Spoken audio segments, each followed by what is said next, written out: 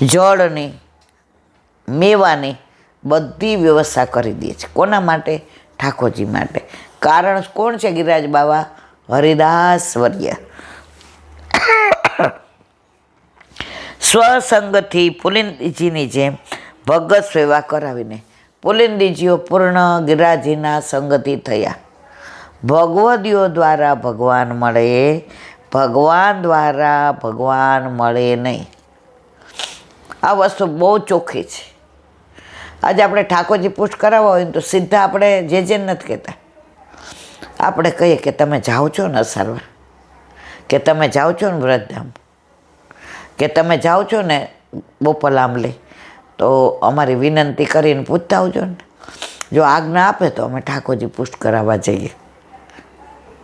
સીધા ડાયરેક્ટ આ પહોંચી ગયા એવું ના ચાલે. તો ભગવદીઓ દ્વારા ભગવાન મળે. ગોવાણીથી વૃદ્ધિ કરે છે. ભક્તોને લીલા સેવા સુખાનુભવથી ભગવદ્ ગુણગાન કરાવીને ગોભૂમિની તે વૃદ્ધિ કરે છે.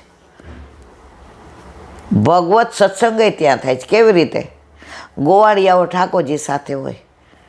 હવે ઠાકોરજી ગાયો ચરાવતા હોય ત્યારે ગોવાળિયાઓ કહેતા, લાલા તારા કીધે ગાયો તરત આવી જાય છે. લાલા તું હો ને ત્યારે ગાયો તરત ચરી લે છે. લાલા તું હો ને તો ગાયો તારી આજુબાજુ તરત બેસી જાય છે. લાલા તું કદમના વૃક્ષ પર ચડીને પિતાંબર ફેરવે ને તો ઘરે જવાની વેળા થઈ હોય ને તો ગાયોને પૂચકારવી નથી પડતી એની મેળાએ. તો આ બધું ક્યાં થાય છે? હરિદાસ વર્ય ગોવર્ધન પર. વૈકુંઠમાંથી ભગવત લીલા સેવા માટે ભૂમિ પર પધારીને ગોકુર્ણોની તે વૃદ્ધિ કરે છે. સૂર્યના સર્વત્ર પ્રસરતા કિરણો ગોવર્ધન સંબંધથી લલોપયોગી બને છે. ઉપરથી પ્રકાશ પડે છે. પ્રકાશ પડે તો ઘાસ વધુ સરસ ઉગે. તમે કોઈ પણ છોડ હોય ને એને જેટલી હવાની જરૂર છે, ખાતરની જરૂર, એટલી જ પ્રકાશની જરૂર છે. તો કે છે સંબંધથી લીલોપયોગી બને છે. નિકુંજ આદિમાં સેવારંભ થાય છે. તે લીલા સેવામાં ઉપયોગ યથાર્થ વૃદ્ધિ કરે છે. વર્ધનની બધી અહીંયા કીધી. ગોવર્ધન એટલે ગાયોને વધારે છે. ઘણા બછડા વિયાતા હોય છે. પછી પુષ્પો અહીંયા વધુ થાય છે એનું વર્ધન કરે છે. ફળ અહીંયા વધુ થાય છે એટલે પુનિંદી જો ઠાકોરજીને ધરાવે છે એટલે એનું વર્ધન કરે છે. સૂર્યના કિરણો પડે છે એટલે એટલી વનસ્પતિ પણ વધુ થાય છે. બધી વૃદ્ધિની જ વાતો અહીંયા હરિદાસ વર્ય ઉપર આપણે કરી રહ્યા છીએ.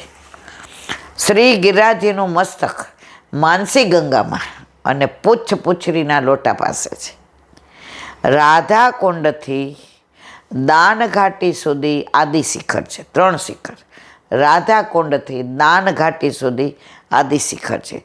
ગોવર્ધનથી સુરભીકુંડ સુધી મધ્ય શિખર છે. ગોવર્ધનથી સુરભીકુંડ સુધી મધ્ય શિખર છે અને સુરભીકુંડથી અપ્સરાકુંડ સુધી બ્રહ્મ શિખર છે. આમ 3 શિખરો ગિરિરાજજીના છે અને 8 દ્વાર છે જે આપણે અષ્ટશિખરના બોલીએ છીએ. કૃષ્ણાવતાર સમયે આદિ શિખર પર લીલા કરેલી. આદિ શિખર ક્યાં સુધીનું? રાધા કૃષ્ણ કુંડથી દાનઘાટી સુધીનું. ત્યાં લીલા કરી હતી સારસ્વત કલ્પક. અત્યારે મધ્ય શિખર પર કરે છે. મધ્ય શિખર ક્યાં સુધી? ગોવર્ધનથી અપ્સરા આપણે સુરભીકુંડ સુધી. ગોવર્ધનથી સુરભીકુંડ અત્યારે ત્યાં લીલા કરે છે. અને પછી ક્યાં કરશે? અપ્સરાકુંડથી સુરભીકુંડથી અપ્સરાકુંડ સુધી. એ કયું શિખર છે? બ્રહ્મ શિખર. હવે બ્રહ્મ શિખર પર પીડા કરશે. પ્રભુની લીલા સેવામાં શ્રી ગિરિરાજજી માખણ જેવા કોમળ બની જાય છે. બોલો વલ્લભાત હરિરાય વાંગ મુક્તાવલી. ઘણા વખતે પુસ્તકો હાથમાં આવ્યા કાંઈ.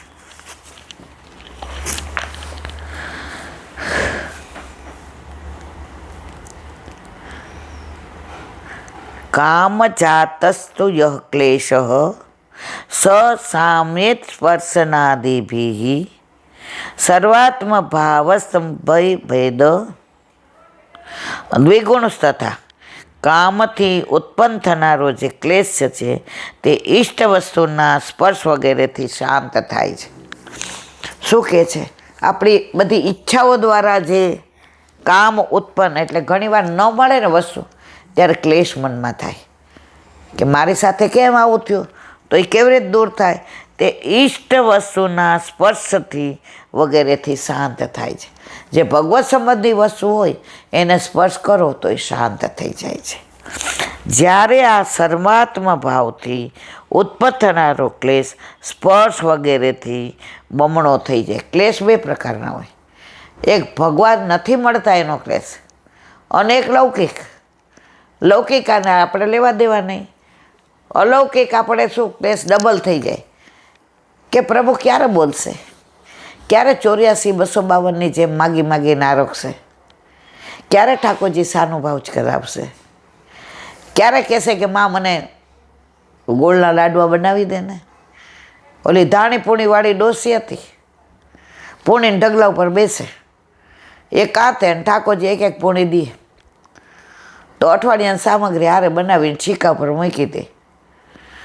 માજી પૂણી કાઢતા કાઢતા જરા કામ થઈ ગયું, છીકે તેને બધી અરોગે, અરે લાલા મેં અઠવાડિયાની બનાવી હતી, માં મને એટલી ભાવી, તું રોજે રોજ કરે ને તો તને અંદરથી ને એક ઈગરનેસ રહે કે મારે મારા લાલા માટે બનાવ્યું. આ તો તું અઠવાડિયું શાંતિથી બેસી જાય, કાલથી ને તને અંદરથી ને આમ ક્લેશ થશે કે મારા લાલા માટે બનાવી છે, એટલે રોજે રોજ મને નવી નવી ધરાવ.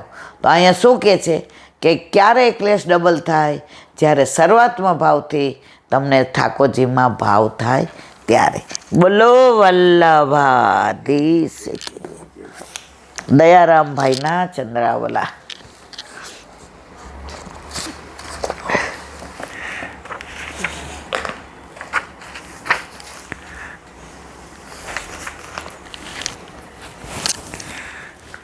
આપણે 14મું ચંદ્રાવળું ચાલે છે, એમાં કહે છે હરિ ભજન મેં કहाँ કहाँ चाहियत નૈનન શ્રવણ રસના પયપાન.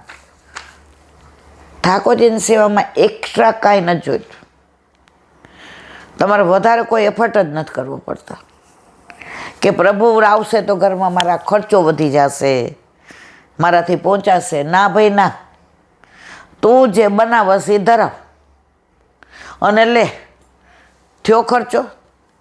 તારી સાડી આવી એમાંથી એક ચીરો ફાડીને ઠાકોરજીનું વસ્ત્ર સીવ, થયો ખર્ચો?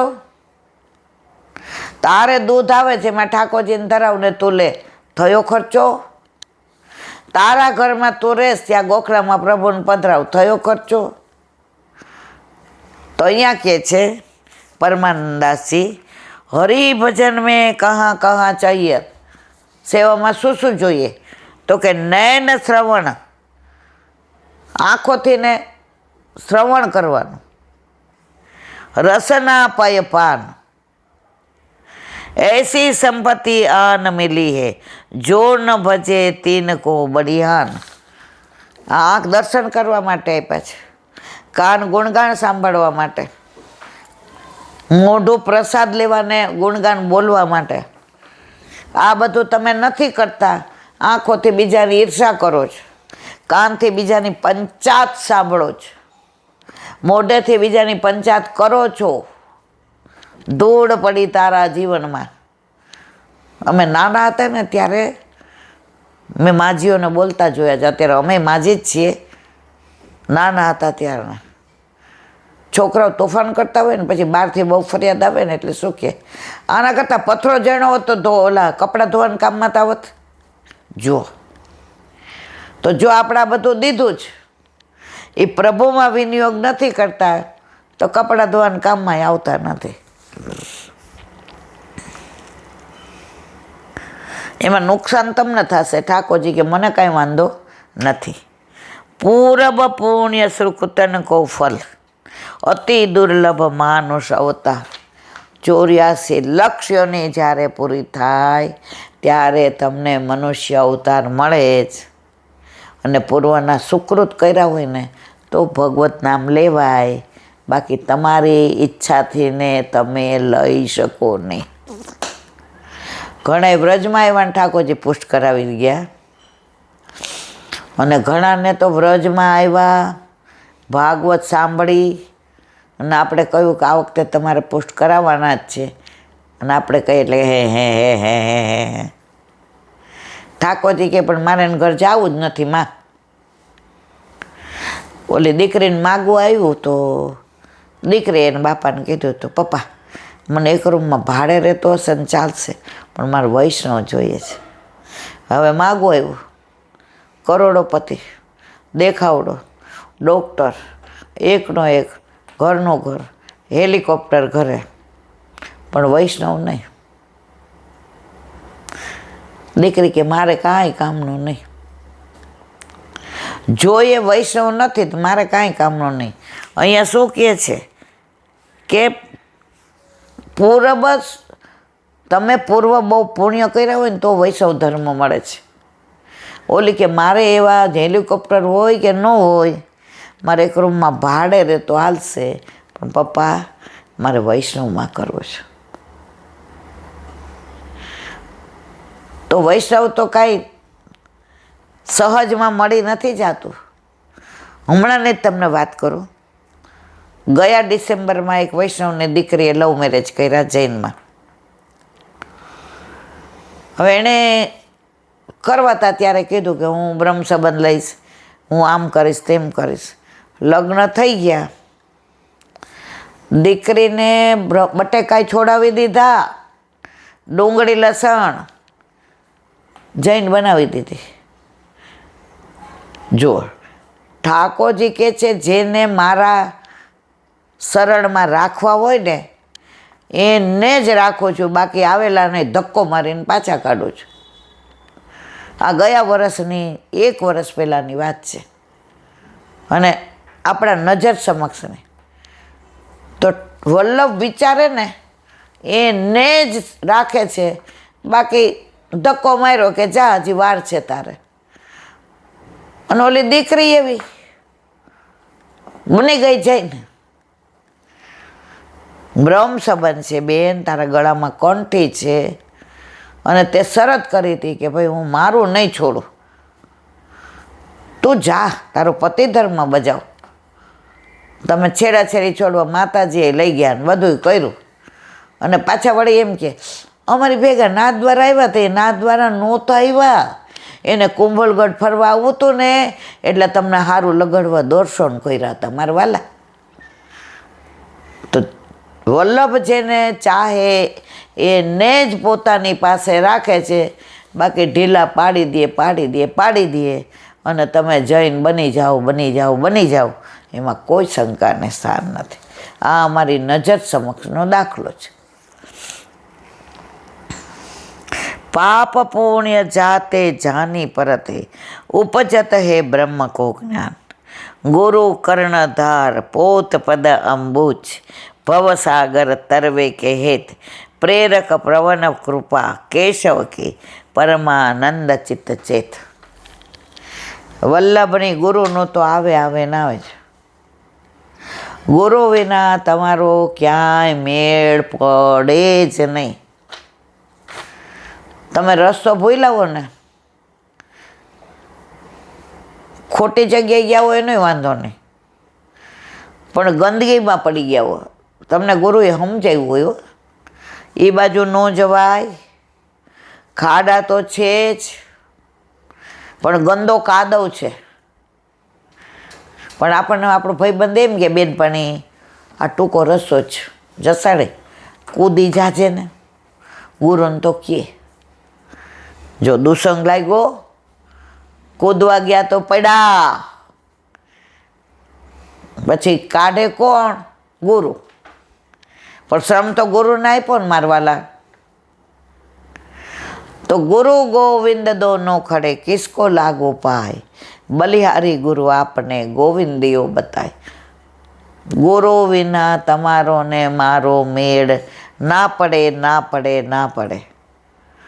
ઘણા ગુરુને દોષ જોવે, ગુરુ આમ કરે છે. હમણાંની જ એક વાત કરું, લગભગ 1.5-2 મહિના વાળા, એક દીકરાને દાખલ કર્યો હતો હોસ્પિટલમાં, લગભગ 40 વર્ષનો. ડૉક્ટરે કીધું કે ભાઈ એની કિડનીમાં આમ છે ને એને કદાચ ડાયાલિસિસ આવે ને એનું આમ છે ને તેમ છે ને. હવે છોકરાને શ્રદ્ધા એના ગુરુ ઉપર, દ્રઢ વિશ્વાસ. એ કે મારા ગુરુદેવને કહો ને મને અધરામૃત આપે, મને સારું થઈ જશે.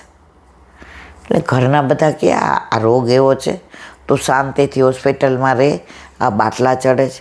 હવે એનો મગજ ઉપર અસર થઈ ગઈ તો બધું ફેંકવા માંડ્યો, ગાળો દેવા માંડ્યો, નર્સનો હાથ પકડવા માંડ્યો. પછી એની માને એમ થયું કે આ એ જ્યારે એને મગજ આઉટ થઈ ગયો ત્યારે એણે કીધું તું ગુરુ પાસે મને તમે કહો. ગુરુદેવને કીધું જીરાજ આવું થાય છે. ગુરુએ પોતાની પ્રસાદી કંઠી આપી, એને પહેરાવી દીધું. સારું થઈ ગયું. અને આજે એ દીકરો સેવામાંય જાય છે, સત્સંગમાંય જાય છે, અને રિક્ષામાં એકલો જ્યાં પણ સત્સંગ હોય ત્યાં જાય છે ને બધી ખાવાની છૂટ આપે. એની શ્રદ્ધા. આપણે શ્રદ્ધા નથી એટલે આપણે ભટકીએ છીએ, આપણે દોષ જોઈએ. જોયું એટલે ગુરુએ કેવું આમ કર્યું, જો દોષ. અને ફર 84 લક્ષ્યનીમાં ગુરુના કે વૈષ્ણવના દોષ જોવાનો આપણો અધિકાર. આપણામાં કયા ગુણ છે તો તમે ગુરુના અને વૈષ્ણવના દોષ જુઓ છો.